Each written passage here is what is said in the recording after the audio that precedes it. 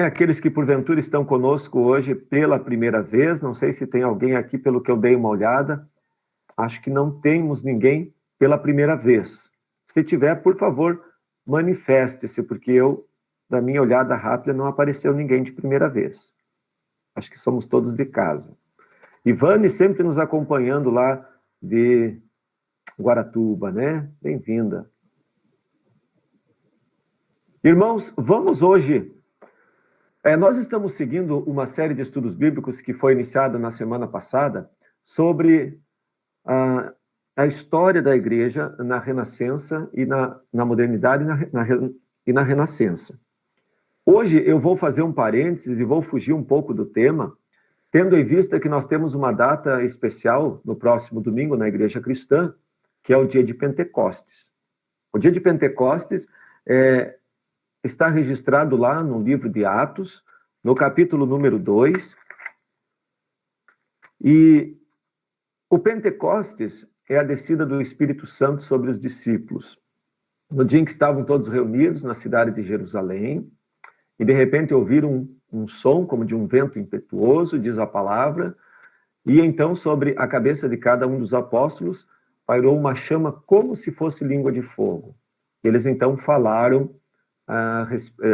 em línguas que nunca antes haviam aprendido a falar.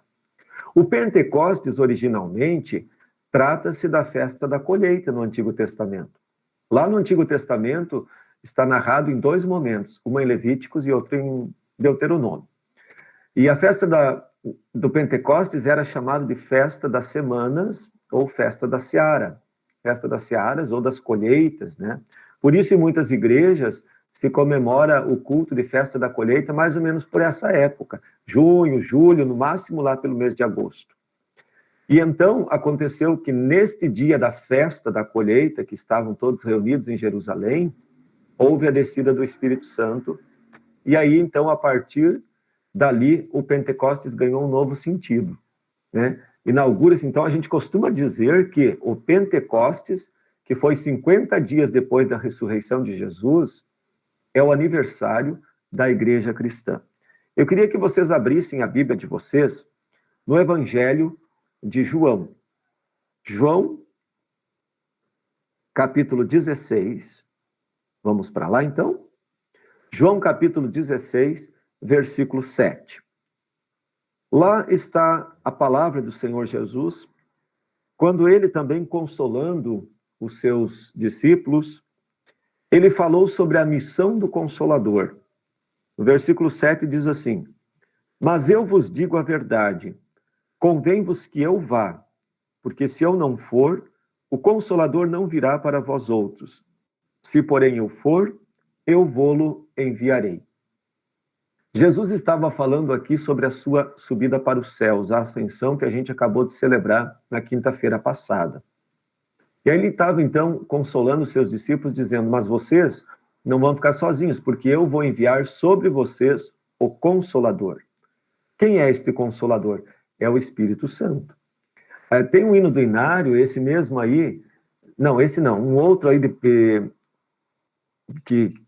dia de Pentecostes, que antigamente era traduzido assim: Paráclitos Divino, que vem do Salvador. A palavra Paráclitos vem do grego e quer dizer consolador. Então, preservava-se. Hoje foi mudado, não fala mais o Paráclitos lá no Inário. Não me lembro exatamente qual é o hino.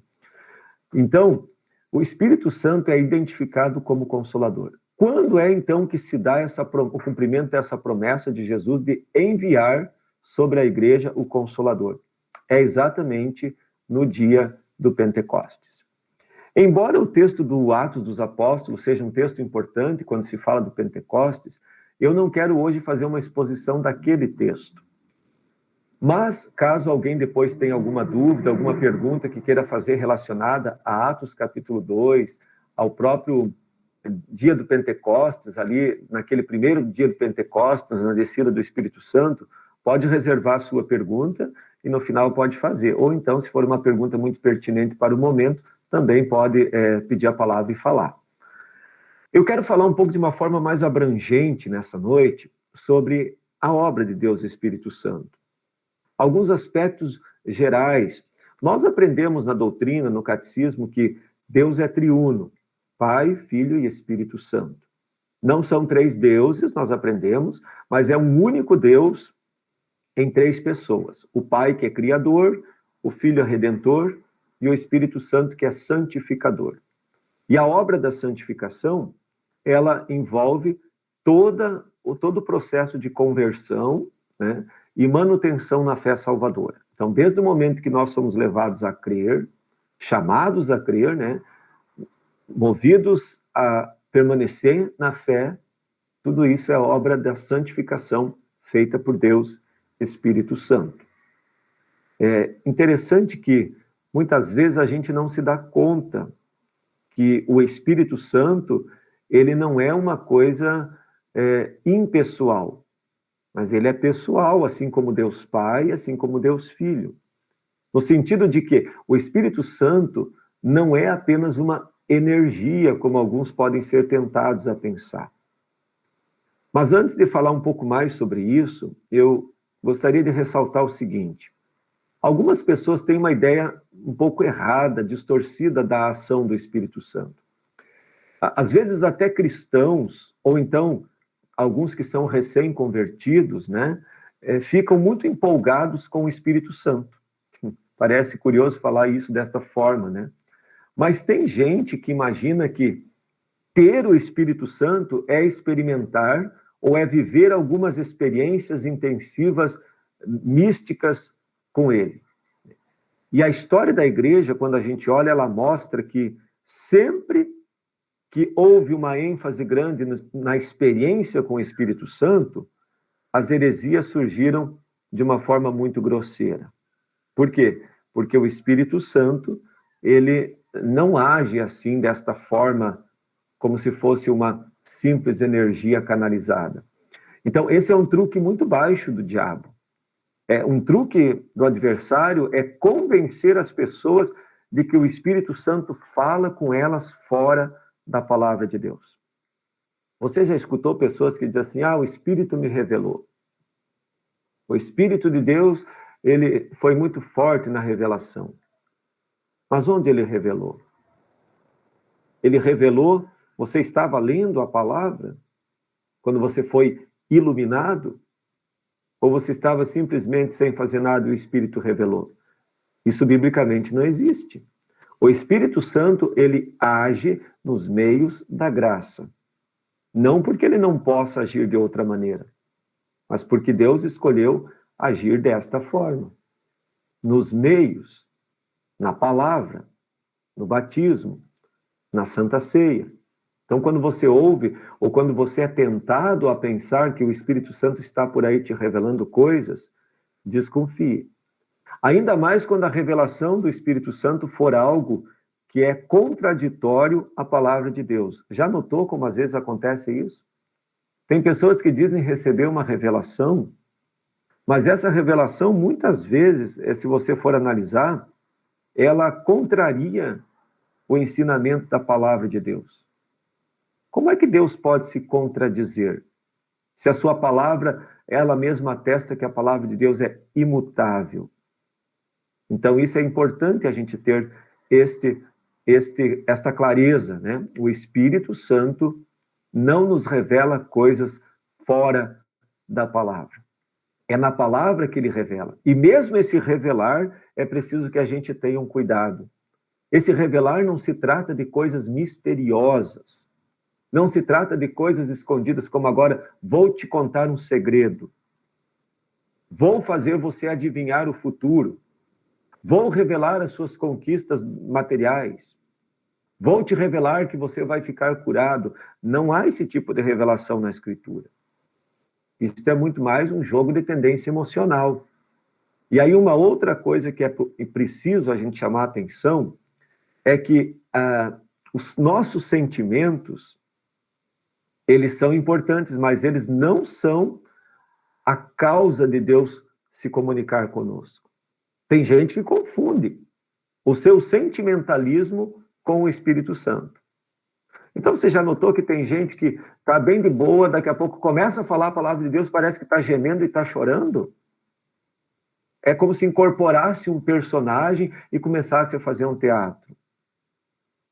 Então, o nosso sentimento, ele é fruto da palavra de Deus quando ela nos afeta.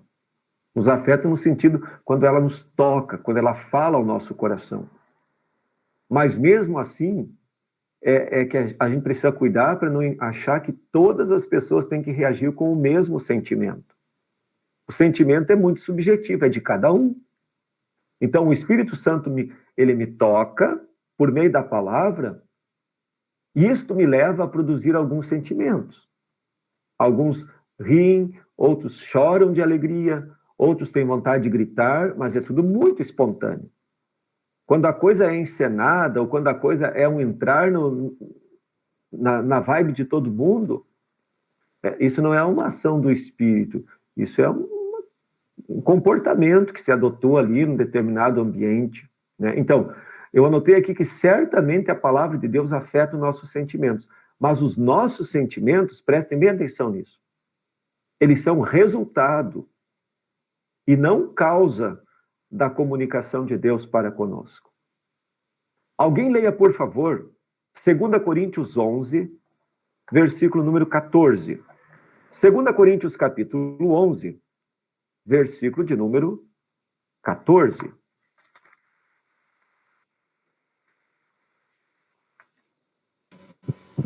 Eu vou ler aqui. E não é de admirar, porquanto o próprio Satanás se disfarça em anjo de luz. Olha que exortação Paulo faz aos Coríntios, né? E na carta de Coríntios, a primeira carta, tem muito essa questão da ideia de querer falar em outras línguas, da ideia das revelações, etc. e tal. E aí, então, o apóstolo Paulo vai ensinar, vai exortar aquela igreja, vai chamá-la ao arrependimento, vai dizer que Deus se revela ali na palavra, que é ali que Deus abençoa a igreja. E ele vai exortar, vai dizendo assim no versículo 13, há falsos apóstolos, obreiros fraudulentos, transformando-se em apóstolos de Cristo. Isto é uma coisa importante para a gente levar em consideração. E aí ele vai concluir o versículo 14 dizendo, porque não é de se admirar que até o diabo se transforma em anjo de luz. Ou seja, é o enganador. 1 João capítulo 4, versículo 1, vai vir uma demonstração um pouco mais séria nesse sentido. 1 João 4, versículo 1. Quem pode ler?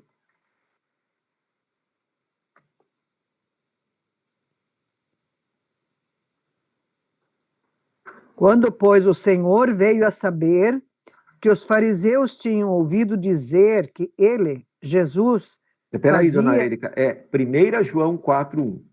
Ah, desculpa, eu estou em João. Ah, tá, Não tem tá. problema. 1 João 4, 1. Alguém achou, já pode ler. Então, agora é 1 João 4, 1.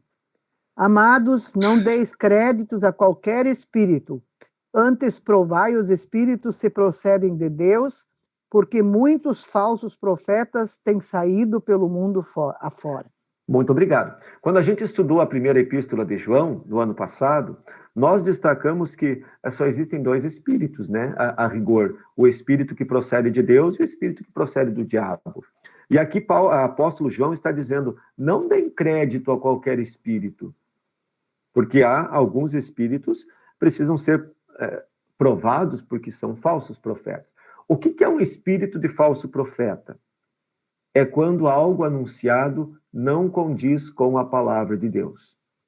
Digamos assim, você está num lugar, alguém revelou, recebi uma revelação que você vai acontecer tal coisa contigo. Isso não está na Escritura Sagrada. Não existe nenhuma palavra na Escritura Sagrada dizendo que Deus vai dar esse tipo de revelação para o ser humano. Esse espírito não procede de Deus. Esta revelação não vem do Senhor. Revelar é tornar claro. Revelar é colocar aquilo que é a vontade de Deus. Em um dado momento da Escritura Sagrada, no tempo, na história, Deus usou de revelação direta, onde Deus revelava-se diretamente para alguns homens profetas, para os apóstolos em alguns determinados momentos, e até mesmo para alguns cristãos. Deus usou a revelação direta. Mas não há renovação da revelação direta, por exemplo, no Novo Testamento. Com isto, não estamos dizendo que Deus não tem capacidade ou poder para fazer isto. Claro que tem. Mas não há uma palavra que me diga que ele vai continuar fazendo isso desta forma. Pelo contrário, ele diz que a minha palavra é a verdade. E ele diz que vai enviar o Consolador para que ele seja o nosso ensinador. Isso é interessante. Então, qual é o papel do Espírito Santo em nossas vidas? Bom, primeiro de tudo, é importante que a gente tenha muita clareza o que significa ter o Espírito Santo em nossa vida. Para muita gente, equivocadamente, ter o Espírito Santo é receber um dom extraordinário, como, por exemplo, falar em uma língua estranha. Não, isso é um dom do Espírito que, se Deus quiser usar, ele vai usar. Mas reduzir o Espírito Santo a falar em línguas é desconsiderar tudo que a palavra me ensina a respeito do Espírito Santo. É como se esse fosse o único papel do Espírito Santo. Então, a partir de que momento você tem o Espírito Santo na tua vida? A partir do momento em que você recebe a fé em Cristo Jesus. Alguém leia rapidamente Atos 2, 38, por favor.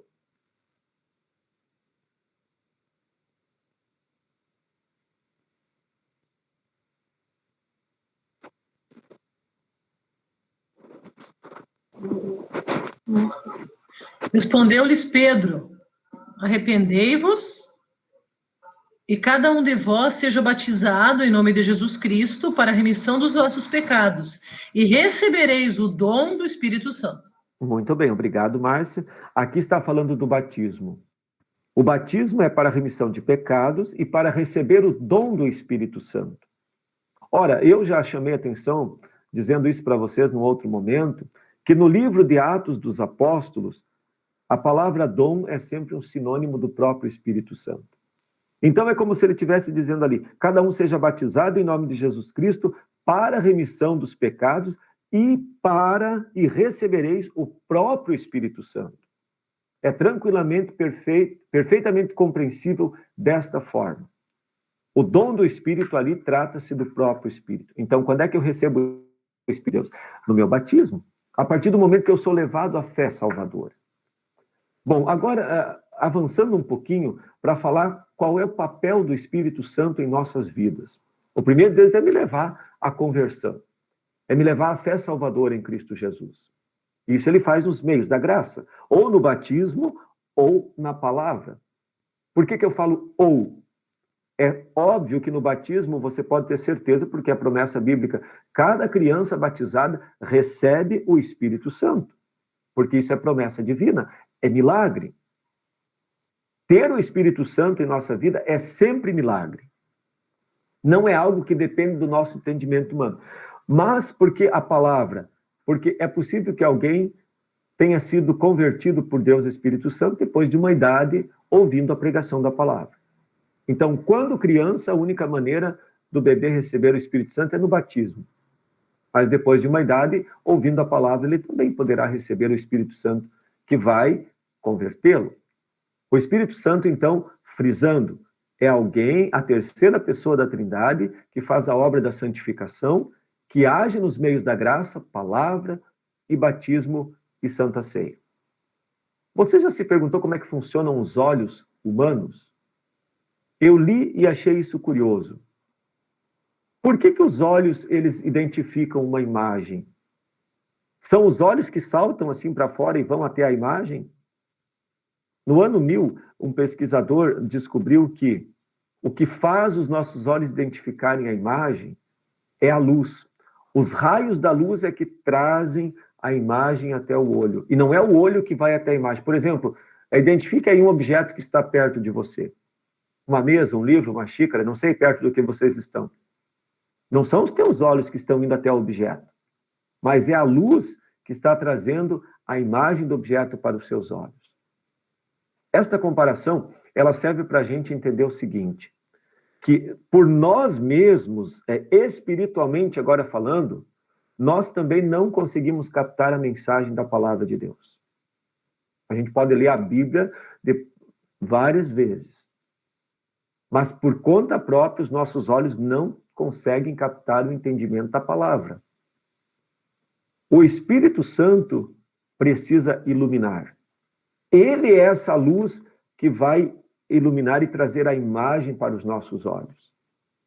É por isso que quando a gente estuda o 3º artigo do credo, quem já fez a doutrina ou quem fez a profissão de fé, estudou o 3º artigo da santificação, lá na explicação de Martinho Lutero, vai aprender que o Espírito Santo, ele me chama e me ilumina e me preserva na fé salvadora. Bom, como é que ele ilumina? Chama, congrega. Chama e congrega. Né? Isso, exatamente. Quem é que sabe a explicação toda de cabeça? Alguém sabe? Não? Dá uma cola aí que eu me lembro. Ah, uma cola. Me chama, congrega, ilumina, santifica toda a cristandade. Toda a cristandade na terra. E isso faz unicamente por quê? Por sua única e misericordiosa vontade. Eu também ia dizer, eu vou pagar o mico, mas lá para mim eu ainda sei. Ah, tá vendo? Nas nossas palavras a gente ainda sabe, né? E isso que é o importante. É entender que toda esta obra de nos chamar à fé, de nos dar o entendimento, de nos preservar, de continuar nos chamando ao arrependimento, à admoestação, é do Espírito Santo. Esse é o papel fundamental do Espírito Santo. Então a gente vai chegar à conclusão de que se não fosse o Espírito Santo em nossas vidas, a nossa vida cristã, ela também definharia. E ela deixaria de existir. Né? Se o Espírito Santo cruzasse os braços e não trabalhasse, não adiantaria ler a palavra de Deus, porque nós não seríamos iluminados. Então, no momento em que você lê a palavra, o Espírito está ali trabalhando. No momento em que você ouve, que você estuda a palavra de Deus, então você está sendo iluminado, ou seja, capacitado pelo Espírito Santo a enxergar com os olhos da fé. 1 Coríntios capítulo 2, versículo 7. Vamos lá para esse texto, para a gente aprender um pouquinho mais. 1 Coríntios 2, versículo 7.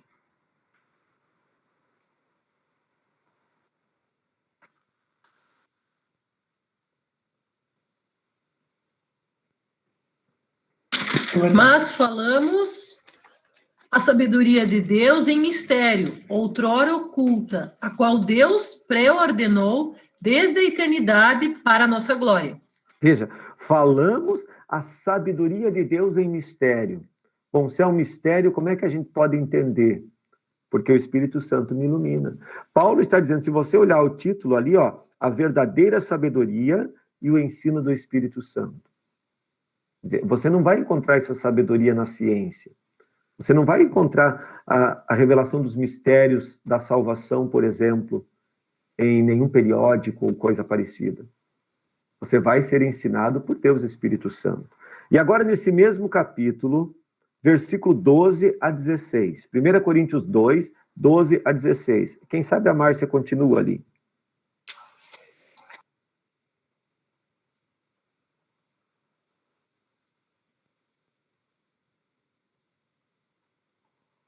Tem que abrir o microfone, Márcia. Ah, fechou. Ah, desculpa. Ora, nós não temos recebido o Espírito do mundo, e sim o Espírito que vem de Deus, para que conheçamos o que por Deus nos foi dado gratuitamente. Disto também falamos, não em palavras ensinadas pela sabedoria humana, mas ensinadas pelo Espírito, conferindo coisas espirituais com espirituais. Até o 16. Ora, o homem natural não aceita as coisas do Espírito de Deus, porque eles são loucura, e não pode entendê-las, porque elas se discernem espiritualmente. Porém, o homem espiritual julga todas as coisas, mas ele mesmo não é julgado por ninguém.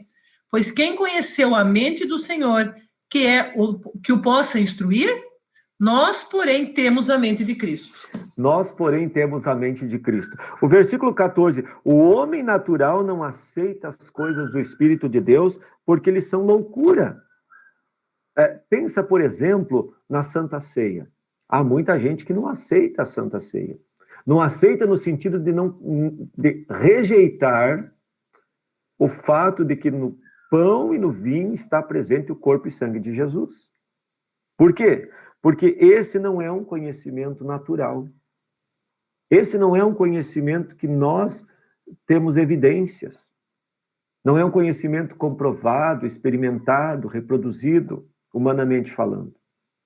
Mas é um conhecimento... E por que você, então, crê piedosamente que no pão e no vinho está o corpo e sangue de Cristo? Porque você entendeu a partir do ensino do Espírito Santo. O Espírito Santo nos convence. Ele é vivo. Ele flui na palavra. Ele nos vivifica. Ele nos mantém firmes nesta fé. Então, o Espírito Santo é aquele que traz a compreensão das Escrituras para o coração do crente. João capítulo 5, versículo 39, por favor.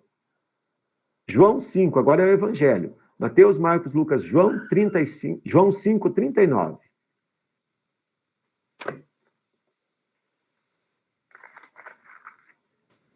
Examinais as Escrituras, porque julgais ter nelas a vida eterna, e são elas mesmas que testificam de mim. Olha só, examinais as Escrituras. O que é a Escritura? A palavra, a Bíblia. Porque nelas está revelada a vida eterna. E são elas, as Escrituras, que testificam de mim. O que é testificar? É dar testemunho. As Escrituras dão testemunho a respeito de Jesus. Agora vamos lá para João 15, 26, para a gente fazer um paralelo desse testificar. João 15, versículo 26.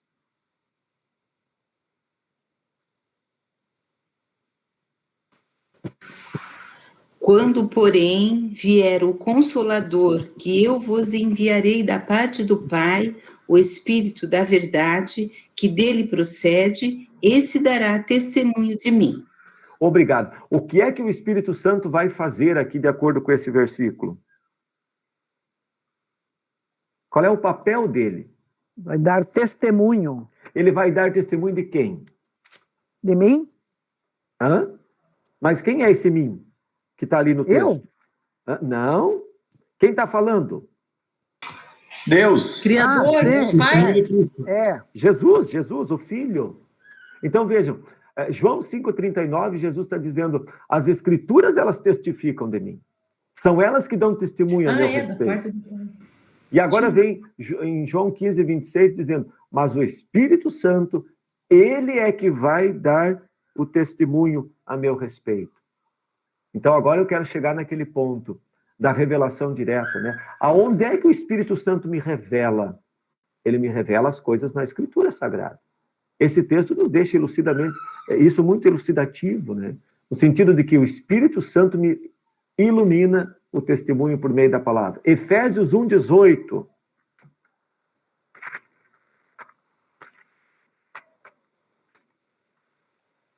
Efésios 1, 18. Sendo iluminados os olhos do vosso coração, para que saibais qual seja a esperança da sua vocação e quais as riquezas da glória da sua herança nos santos. Muito obrigado. Olha só, se a gente ler um pouquinho antes, no versículo 17, o apóstolo Paulo está dizendo assim, que Deus vos conceda o espírito de sabedoria e de revelação no pleno conhecimento, iluminando os olhos do vosso coração. Você já viu o coração com o olho? Só se a gente fizer um desenho, né, e botar os olhos no coração. Mas o que é essa expressão, iluminar os olhos do coração? É porque, poeticamente, a gente entende que é no coração que se crê, né? Claro que não, é na mente, né? Mas, para a cultura grega, então, isso fazia sentido. Então, a gente tem que transportar. Ele vai iluminar a nossa mente, os olhos da nossa mente, vai abrir o nosso entendimento. Que Deus vos conceda os olhos do entendimento. Ou seja, esta é a obra do Espírito Santo. É iluminar, é ser aquela luz que projeta raios que vão iluminar aquilo que está obscurecido. E onde é que ele vai me iluminar? À medida que eu vou tomando conhecimento das Escrituras. Porque ele vai testemunhando a respeito de Cristo, e Jesus fala que o testemunho está na Escritura. Então, o próprio Espírito Santo, ele age, ele flui justamente ali. E aí, em Efésios 2, versículo 8, o Espírito Santo vai me levar, então, ao dom da fé. Pela graça sois salvos mediante a fé, e isto não vem de vós, é dom de Deus. Notem, a própria fé é um presente gracioso de Deus. E esta fé vai me levar a viver uma vida de compromisso com Deus. Vai me levar a viver uma vida de boas obras. Mas é interessante observar no versículo 10 que até as boas obras que eu pratico foram preparadas por Deus. Então, Deus de antemão nolas preparou. Eu queria concluir esse momento de reflexão apontando para um exemplo de um personagem bíblico. E nós vamos ler um pouquinho sobre ele em Lucas 2, 29 a 32. Lucas 2, 29 a 32. Alguém quer ler? Lucas 2, 29 a 32.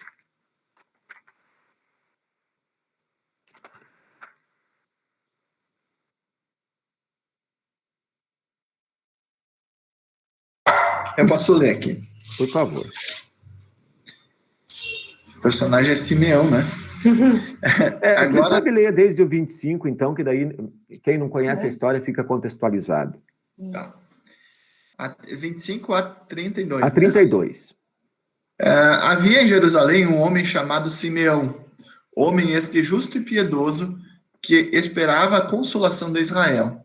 E o Espírito Santo estava sobre ele. Revelara-lhe o Espírito Santo que não passaria pela morte antes de ver o Cristo do Senhor. Movido pelo Espírito, foi ao templo. E quando os pais trouxeram o menino Jesus para fazerem com ele o que a lei ordenava, Simeão o tomou nos braços e louvou a Deus, dizendo: Agora, Senhor, podes despedir em paz o teu servo segundo a tua palavra.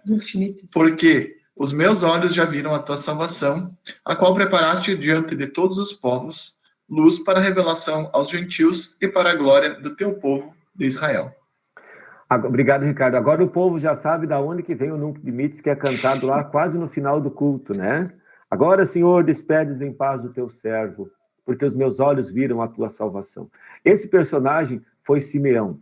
Simeão já estava idoso, caso de revelação especial, né? O Espírito Santo havia revelado para ele, e eu disse a vocês que Deus fez muito isso no tempo tanto do Antigo como do Novo Testamento, havia revelado a ele, agora é uma revelação direta, de que ele não experimentaria a morte sem que antes visse o cumprimento da promessa do Messias. E aí, então, em determinado dia, Maria e José foram levar Jesus no templo, para apresentá-lo, fazer a circuncisão no templo. E aí a pergunta é, como é que Simeão, ele reconheceu que aquele bebê era Jesus? Podia ser simplesmente mais um bebê. E ali Simeão, de repente, ele reconheceu. E aí, olha, o versículo 27 fala que, movido pelo Espírito Santo, ele foi ao templo. E quando viu, então, tomou o menino nos braços e cantou, né? Agora, Senhor, despedes em paz o teu servo, porque os meus olhos viram a tua salvação. Um detalhe bem importante que a gente precisa prestar atenção é no versículo 25. O versículo 25, ele descreve que Simeão era um homem justo, piedoso e que esperava a consolação de Israel. Bom, ele conhecia a revelação da promessa. Se ele era piedoso e se ele era justo, significava que ele temia ao Senhor, se nutria da palavra e nela esperava. Assim como nós esperamos pela promessa da vida eterna. Mas uma coisa importante diz no final do versículo 25. O Espírito Santo estava sobre ele. Isto é, o Espírito Santo agiu naquilo que Simeão conhecia da revelação da palavra de Deus. Ora, quando você está triste num canto, bem distante da sua Bíblia física, mas você começa a recordar trechos consoladores da palavra de Deus, ali também o Espírito Santo age em você. Ali também nesta palavra, não precisa ser literalmente abrir a Bíblia e ler a Bíblia. O livro físico, ouvir alguém falar, mas meditar na palavra de Deus. Por isso aquela palavra que às vezes a gente decorar alguns versículos também é útil, também é proveitoso, porque em alguns determinados momentos está fazendo uma caminhada sozinho, está refletindo, está meditando, você começa a fazer o ruminar da palavra. Começa a pensar naqueles versículos e ali o Espírito Santo vai te iluminando. Então, ele traz a sabedoria de fora. À medida que nós vamos lendo e ouvindo, nós vamos sendo ensinados, consolados, às vezes exortados. Você nunca ouviu um trecho da pregação da palavra, ou nunca leu um determinado trecho da palavra que aquilo mexeu com você a ponto de dizer, eu preciso mudar isso na minha vida? Ou isso aqui não está legal, está errado, eu preciso consertar isso? Não foi você que chegou a essa conclusão. Foi Deus Espírito Santo que moveu o teu coração, iluminando. Isto é revelar. A gente não deve limitar o revelar como se fosse algo segredo misterioso. Espero que vocês tenham compreendido isso. Então, quem é que nos dá a certeza das promessas de Deus? É a obra de Deus, o Espírito Santo. Então, a partir de hoje, quando você ouvir falar do Espírito Santo, a gente fala muito pouco dele. E talvez sabe muito pouco do Espírito Santo na prática. Mas, na realidade, sem ele, a nossa fé não se mantém de pé. Sem ele, a nossa fé nem sequer existiria, né? Então, Deus enviou... Então, olha como é que foi, né? Jesus vem, faz a obra salvadora. Morre, sofre em nosso lugar, morre, ressuscita, vai para os céus. E agora, para que nós tenhamos benefício desta obra, precisamos da fé. Mas a fé não conseguimos ter por conta humana. Então o Espírito Santo vem, age em nós, acende a fé. E essa fé agora pode se apropriar dos meios da graça, dos méritos de Cristo, e nós sermos consolados. Por isso, o Espírito Santo é uma bênção em nossas vidas. Que Deus Pai, Deus Filho, Deus Espírito Santo, nos guarde na fé, nos preserve na fé e nos mantenham firmes para o dia da vida eterna em Jesus. Amém. Queridos, hoje queria trazer esse estudo um pouco mais de reflexão e deixo a palavra deixo a palavra franca e aberta. Se alguém quiser contribuir, comentando, perguntando, pode fazê-lo nesse momento.